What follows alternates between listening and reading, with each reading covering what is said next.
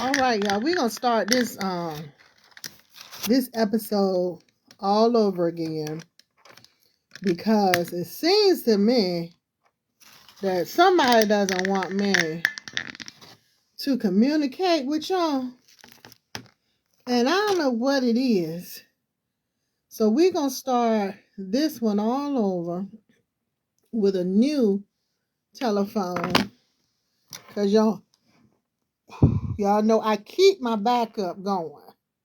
Okay, and so what I was talking about is protect your mental. Protect your mental. Protect what you allow in your system. Protect what you believe. Protect what people are telling you when they're trying to manipulate you and all that stuff. And we do it to ourselves, okay? And that's why we have to be careful. Because I was talking about earlier when was trying, I was sick, and I had already told myself that I probably had COVID, and that was the wrong thing to do. So now my sister's joining us again. Can you hear me? Yep, I can hear you loud and clear. Okay, much better, much better. So hopefully we won't have any disconnect this time. But we was talking about what was the negativity, and that's really not what we are about. I'm not really, because I don't really have time for it. Personally, See, go ahead.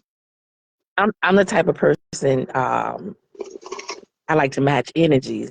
It depends on how I'm feeling that day. You know what I'm saying? Because you know how that shirt, like I said, matching energy. So how we gonna act today? So Uh-huh. be prepared to get whatever you dish out. Be prepared that may come right back at you. It just depends on how I'm feeling in that moment. Mm-hmm.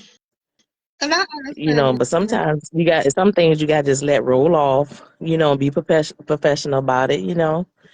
But some things you can't let go because some people learn the hard way. In life, they don't know when to stop until you say, "Look here now, you better get that in line before Yeah. you get checked." You understand what I'm saying? That's just the bottom line. Some people learn hard way, and and they ain't gonna stop until you come correct, like direct right to them. Well, that's what I was saying. You know, some people try to push you into doing certain things because Hmm. some people I've already had to come off on negatively. You know what I'm Hmm. saying?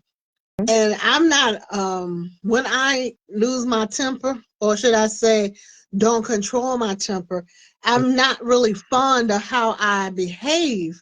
You know what I'm saying? Because trust and believe, I'm gonna say some things that is not gonna be pleasing in thy sight. And so Hmm. what I like to do is refrain from allowing myself to lose my temper. That's what I Hmm. like to do because it's not a good thing. And I know that people that I have showed the other side of me, be a lot of the ones that, mainly the ones that try to get me to respond to their foolishness. But see, what people don't understand, once I've already responded to to your ignorance, I'm not doing it again. You see what I'm Hmm. saying? I'm just not gonna do it again. And so, Yeah, it's almost like putting that piece of rock or paper on somebody's shoulder and say, "I dare you to knock it off." Let mm-hmm, me say, you only gonna get one chance. yeah, That's it, one, mm-hmm, just one. And sometimes I'm surprised this because I mean, like you was a total different person. You wouldn't even give them a chance to even put that piece of thing on their shoulder, honey.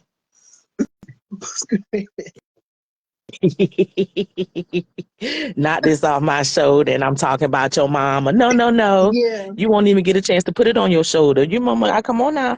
yeah. Back in the day, I knocked a plenty whatever you put Yeah, on said we your ain't shoulder. got time for those type of games. We gonna get But at it. I'm But not yeah, young you come anymore. along with I'm not that young girl anymore that was get used to laugh, at stupidity and laugh at fighting and all that stuff. That's me when I was a young girl. Yes, I used to knock plenty um pieces of what flowers and sticks off your shoulder and Sticks stuff. and rocks and all Oh, that stuff. yes, ma'am. That used to be me, but now I could care less about you or your mom.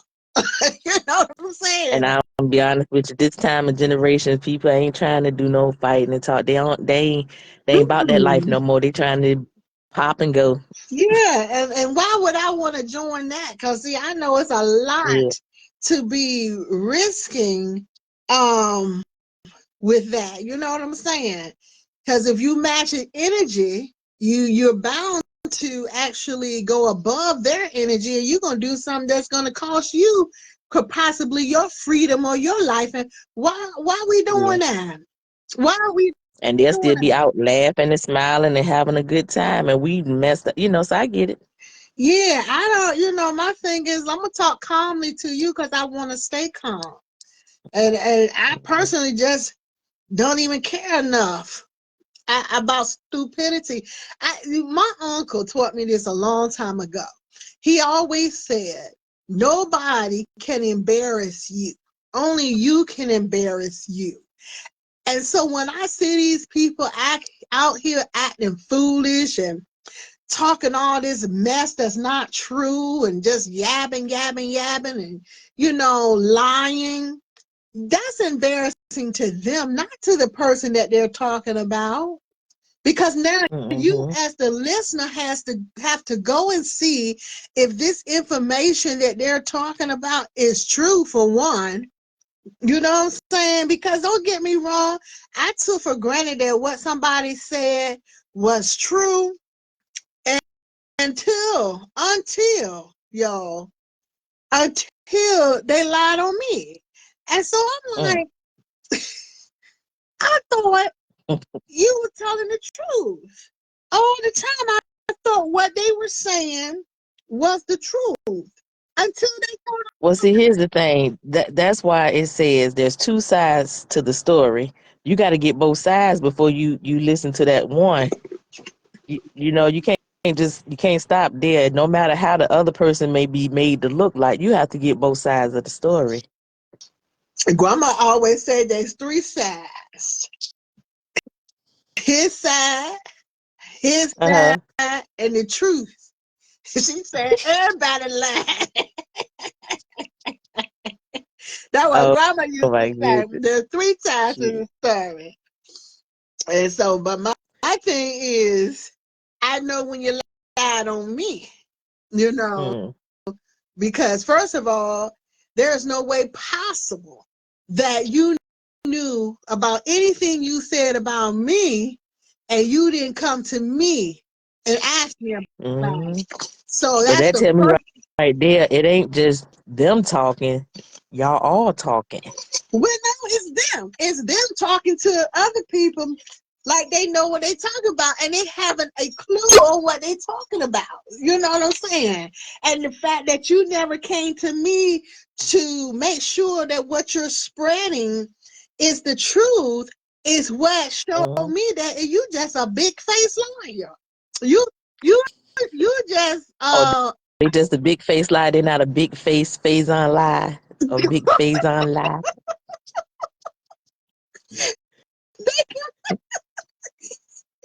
they can be a big face liar. I know A they big just face on lie. a big liar. Cause see, the thing is, the stuff you were spewing out your mouth, you would have had to come to me to get the details, the specifics, and we don't talk. We do not talk. So how did you come up with that?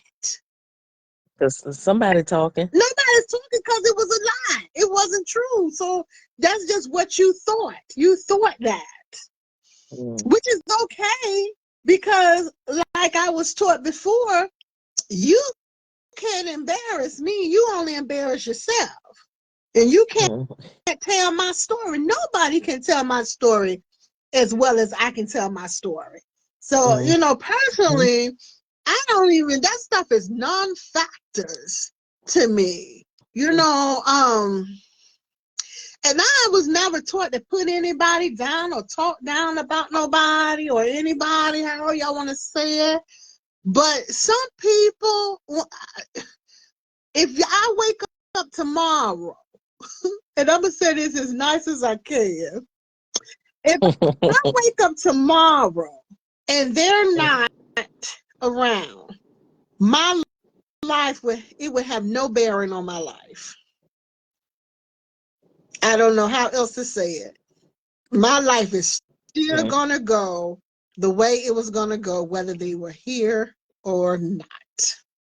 That's right. No bearing, which means that you are considered a non-factor to me. Now, I don't wish any bad on anybody. I don't wish nothing. I don't care. That's the whole thing. I don't care. You know what I'm saying? I believe that for everybody that's obedient to God, that your future is going to be better than your past. And I want that for you. But I also believe that when you are a sinful person, that God removes himself from the equation. I believe that he turns his back on sin. And I believe that you can sit here and try to make yourself relevant all you want to, but as long as you are sinning, regardless of what it may be, because there's no sin greater than the other, God will allow certain things to happen in your life. That's true. Okay, so I don't sit around and worry about sinful people that's supposed to know better. I don't sit around and worry about what they're doing. I pray for everybody, but that's all I'm going to do. That's it. That's it. Because you want to sit here and add me into your junk like I'm going to go and go toe to toe with you, baby. I don't care. I don't care. That junk means nothing. Nothing to me. Because only a fool can argue about it with themselves. You know what I'm saying? By themselves. Yeah, that part. That part. That part, because I ain't arguing with nobody. My whole thing is, as long as you over there and I'm over here and you haven't put your hands on me, we ain't got no problems. It ain't gonna be no laying of the hands on nobody. I don't even let, unless they being delivered. I mean, I'm just saying I don't even it. let every pastor put their hands on me. I don't even let every pastor pray for me. And I can tell you that right now, and people have witnessed that. I don't care who you say you are. You don't get to pray for me all the time. You know what I'm saying? Some people ain't praying for your upbringing. They praying for your downfall, honey. Some people praying from their own spirit. I had a pastor pray for me twice. And you can guess who it was. And this pastor prayed for me, start talking about remove demonic spirit.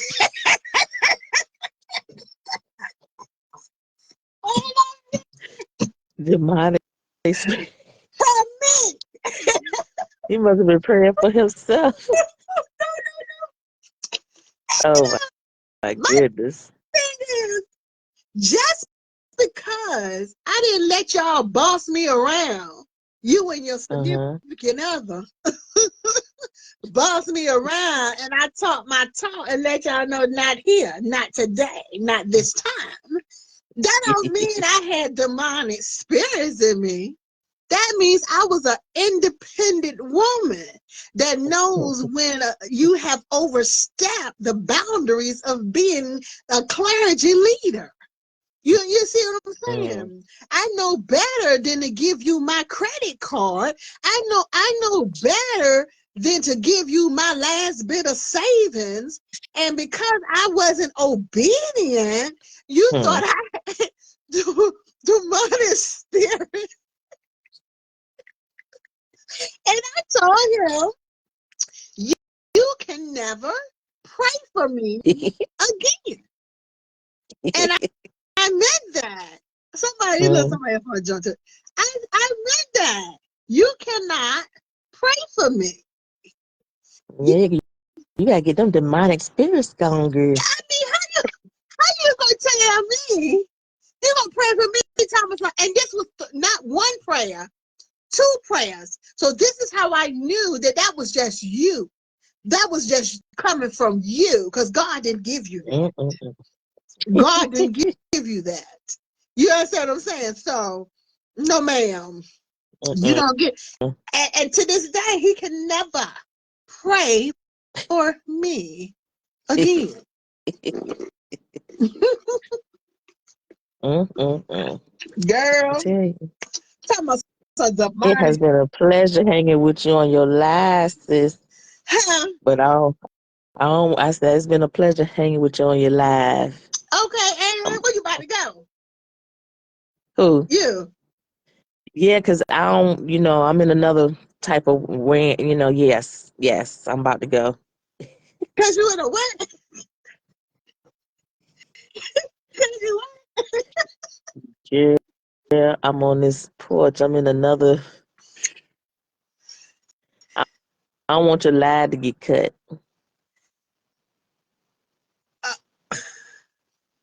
You can't do that out of the camera. I did. I'm done. Oh, what you gonna do? What you gonna say?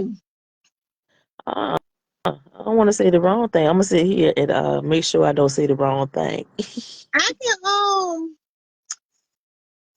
can correct you.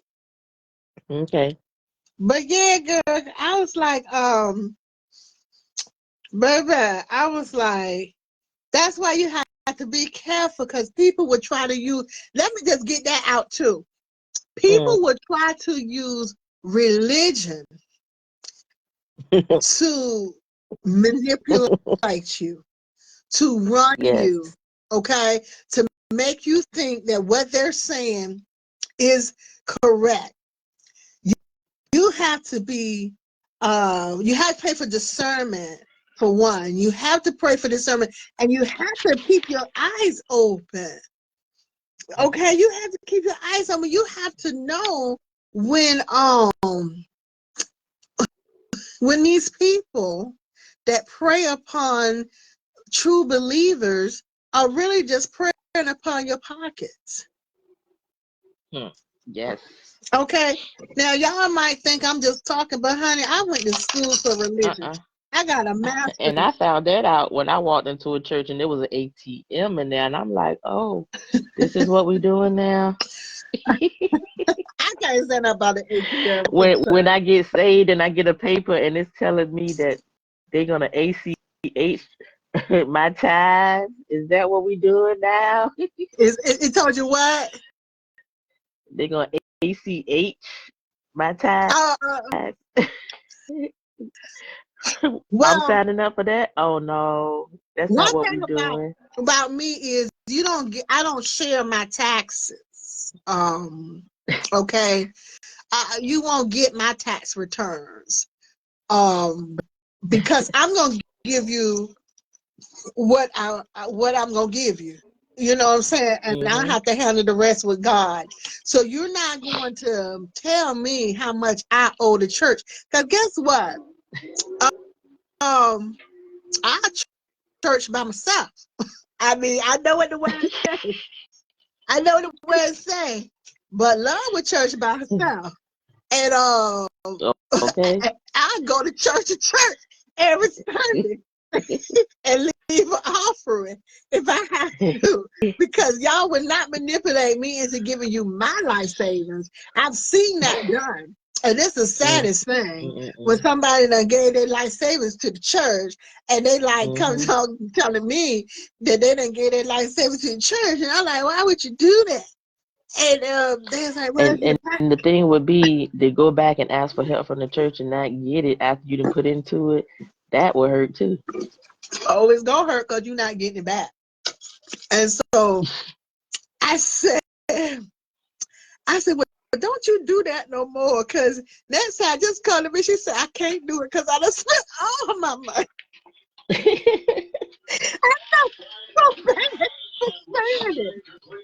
because I didn't realize, she just spent everything.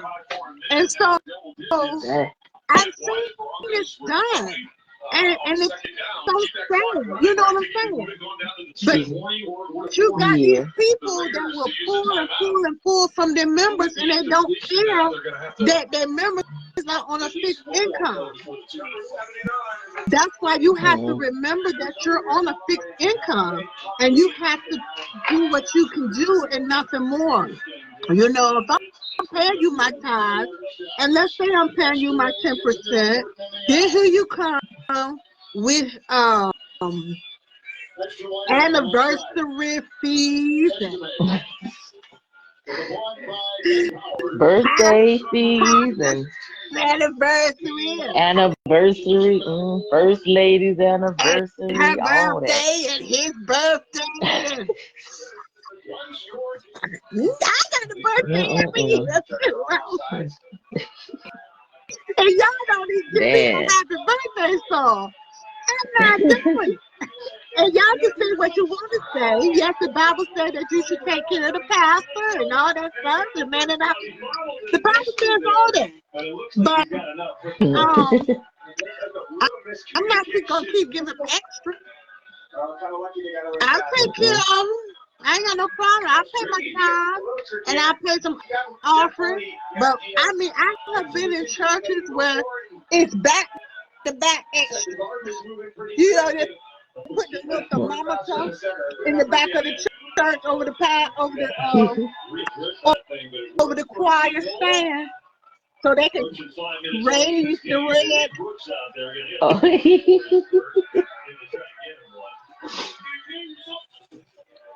Hey, look, you raising money for specific things that never happened.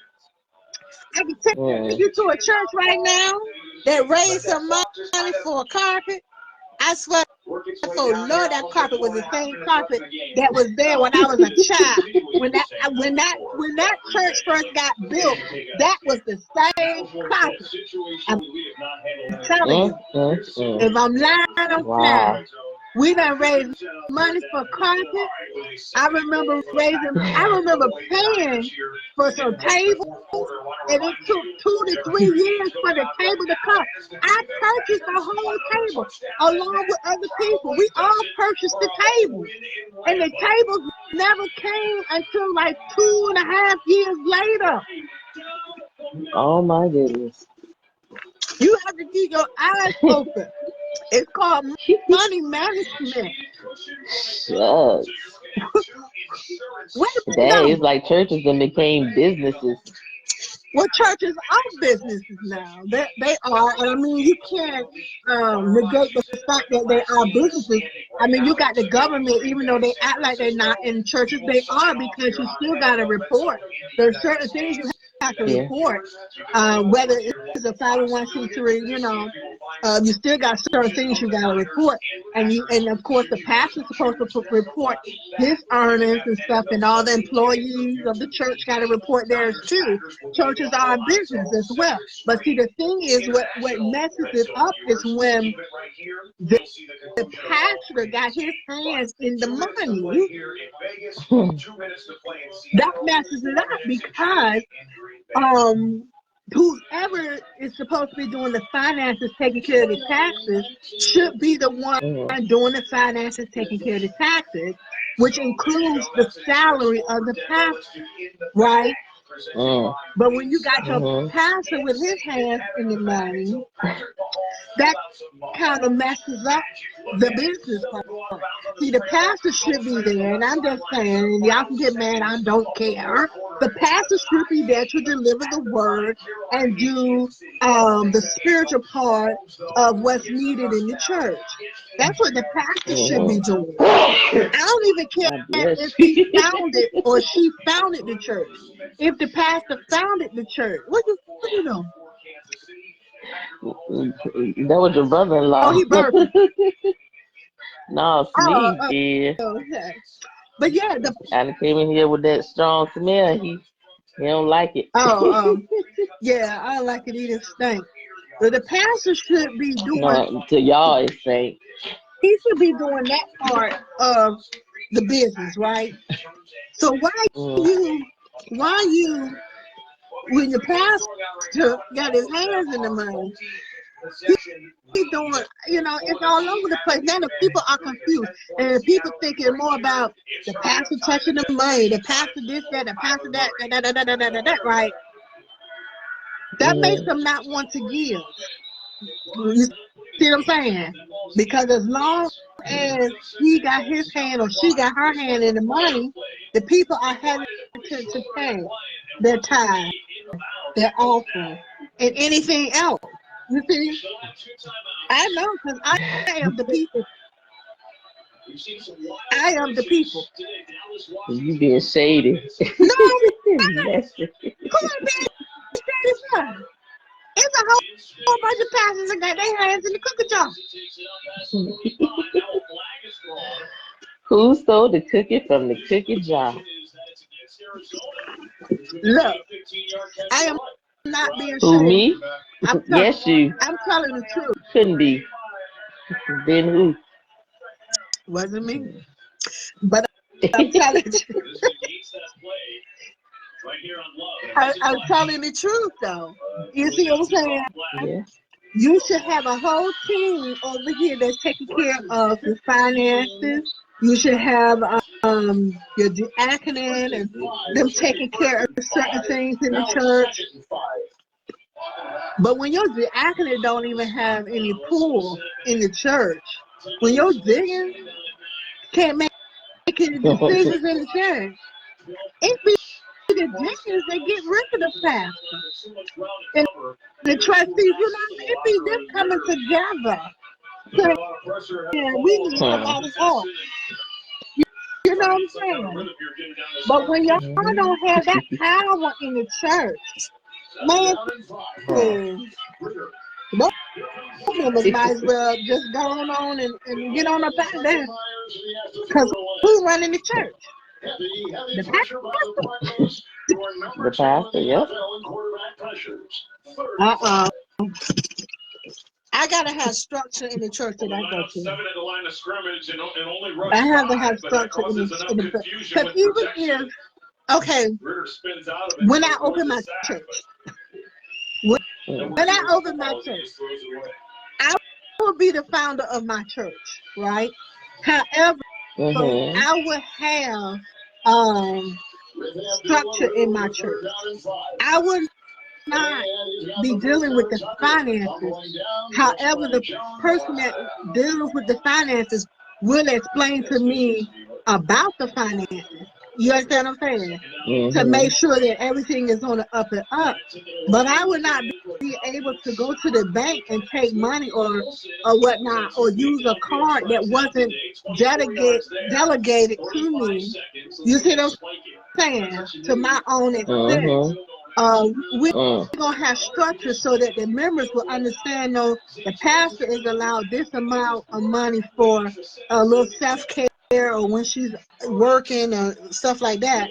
But the pastor don't have access to the actual account. You see what I'm saying? It's just certain things that you have to put in place so that the people will trust you. You wonder sometimes why these churches, a lot of them, I ain't talking about the ones with no membership, but I'm talking about ones that have membership, but their funds are low. And a lot of times, they don't trust the system, the people. And they don't make a whole bunch of noise. You know what they just don't do? Put no money in the church. Yeah, there's that part. Hey sis, your nephew calling from Texas. Okay. I appreciate you having me on.